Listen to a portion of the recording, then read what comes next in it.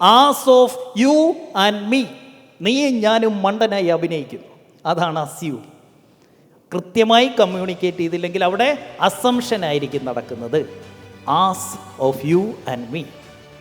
ഈ ഒരൊറ്റ ചെറിയ ഹാബിറ്റ് മതി. കേൾക്കുമ്പോൾ നമുക്ക് തോന്നി ഇതാണ്ട് വലിയ കാര്യമാണോ? ബട്ട് കമ്പനിക്കകത്ത് ഒരുപാട് ഡൂ ഓവേഴ്സ്. എഴുതിക്കോ, ഡൂ ഓവേഴ്സ്. എന്താ ഡൂ ഓവേഴ്സ്? റിപ്പീറ്റഡായിട്ട് കാര്യങ്ങൾ ചെയ്യേണ്ടി വരുന്നത് ഡൂ ഓവേഴ്സ് കുറയ്ക്കാൻ സഹായിക്കും. And make it a culture. നമ്മൾ മാത്രമല്ല, നമ്മുടെ മാനേജേഴ്സും അവരുടെ താഴെയുള്ളവരും കമ്മ്യൂണിക്കേറ്റ് ചെയ്യുന്നത് ഈ രീതിയിലാക്കണം. നമ്മുടെ ടീമും ഇത് ചെയ്യാൻ തുടങ്ങിക്കഴിഞ്ഞാലുള്ള റിസൾട്ട് അമേസിങ് ആയിരിക്കും. അല്ലാതെ അങ്ങോട്ട് ഓടിച്ചെന്ന് 1 ബോംബ് 2 ബോംബ് 3 ബോംബ് ഇട്ടിട്ട് പോവല്ല ചെയ്യേണ്ടത്. നമ്മുടെ വിചാരം ഈ ബോംബ് ഇട്ട് കഴിഞ്ഞാൽ അവിടെ പൊട്ടി എല്ലാ കാര്യങ്ങളൊക്കെ സെറ്റാവുമെന്നാണ്. നോ.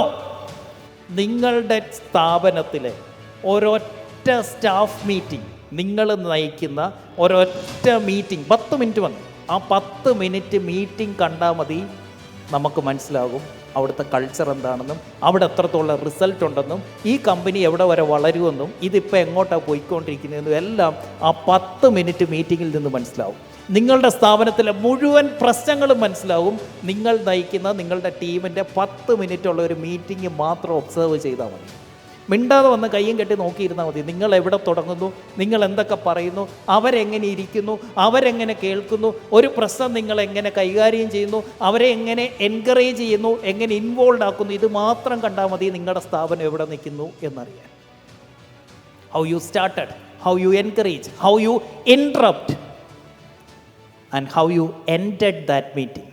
ഇതെല്ലാം വളരെ ഇമ്പോർട്ടൻ്റാണ്.